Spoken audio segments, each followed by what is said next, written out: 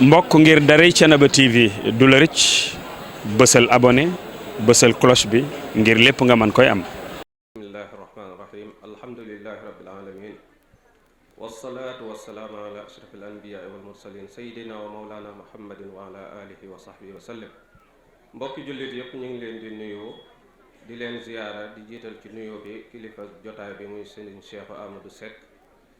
di jël nuyoo boobu di ko teg ci loxoom mu àggaleel ñu ko ci kilifa dëkk bi muy bàyyi Serigne Alhassane Seck di xalif général Thiénaba. di nuyu kilifa yi nga xamante ni teew nañ ci jotaay bi ñëpp ak fu ñu mën a jóge ak fu ñu mën a bokk. xëy na sama kàddu tey jii ginnaaw bi ma sante yàlla maa ngi mbooleem sëriñ daara yi nga xamante ni ñoom ñoo séq liggéey bi te sëriñ Mouhamed Alioune Guèye doon kenn ci ñun. yaakaar naa ni li yonente bi sallallahu alayhi wa sallam dénkaane woon te mu ni balligu anni walaw aaya loolu moom ma ngi cay bay wàllam bu baax a baax ndax ci ndimbalal way juróom ak càkkutéefakam ak i ñaanam taxawoon lañ daara fee ca Thiénaba muy daarul arqam mu dem ba bërëb ba xat ca ndonga ya ñu bëgg fuñ ko yaatale indi ko fii kon yaakaar naa ni soññee booba ñang ca kon ñi ngi koy sant bu baax a baax ci rafetal gi nga xamante ni moom la koy rafetal ak mboolem ñi nga xamante ni ñoom la seqal liggéey bi. xëy na nag damay daal di waññu ko tuuti dugg ci loo xamante ni dama soxal lool te muy yonente bi sallallahu alayhi wa sallam yi nga xamante ni moom lañ tuddee taybatu rasul fii nga xamante ni suñu borom subhanahu moo ko yaral boppam ba mu gën jikko ñépp mu wax ci suratul qalam wa innaka la ala xuluqin azim moom yonente bi sallallahu alayhi wa sallam mu ni addabani rabbi fa ahsana ta'dibi. mu mel ni jamono yii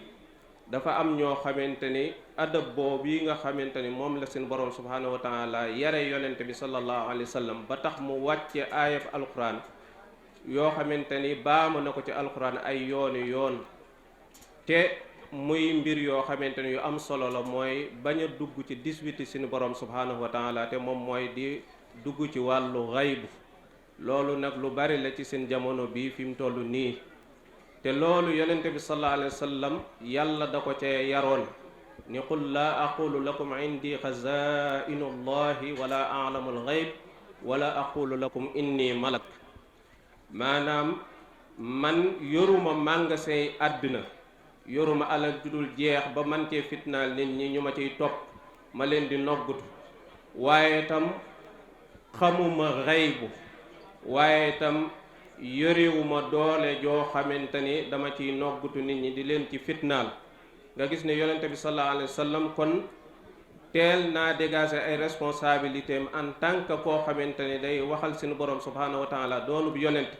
ci ñetti domaines yoo xamante ni ay waar la yu doy waar muy avoir di pouvoir di savoir. yooyu nag nit ñi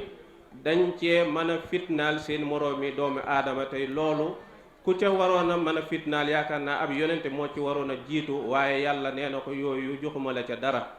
kon ñun niti daara ñi nga xamante ne nit ñi dañoo séentoo ci ñun diine ak di leen laabire nañu moytu domaine yooyu nga xamante ni suñu borom subhanahu wa taala teel naa wax yonente bi sallallahu alayhi wa sallam ni ko yooyu doo ca dara. kon ñu xam ni kon suñu place nañ ko xam te yem ca te yu baree bari yi nga xamante ni bu gàkkee rek gàkkal turu daara ñu moytu ko ndax suñu borom subhanahu wa taala day wax ci suratu tawba naan yaa ayyuha alladina amanu inna kathiran min al ahbaari wa ruhbaan la yaakuluuna amwaala annaasi bil baatili wa yasudduuna an sabilillah.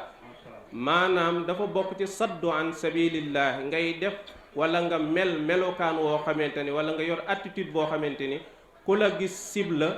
sibaale la nga yore. kon ñun sëriñ daara si nga xamante ni li ñu yor alal suñu borom la subhanahu wa taala rik waay bu ñu def wala ñuy wax wala ñuy melokaan woo xamante ni dañu cay jéppee sib ñu ca ba sib liñ yore ba lu baax li nga xamante ni nit ñi dañ ko war a nangoo ci ñun ñu koy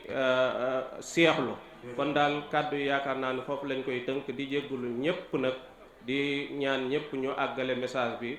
foo xamante ni war na fa àgg. wassalaamu aleykum wa rahmatullahi wa barakaatu. Thiénaba TV à votre disposition pour la couverture de vos événements, pour la couverture médiatique des grands événements. Thiénaba TV avec vous avant, pendant et après.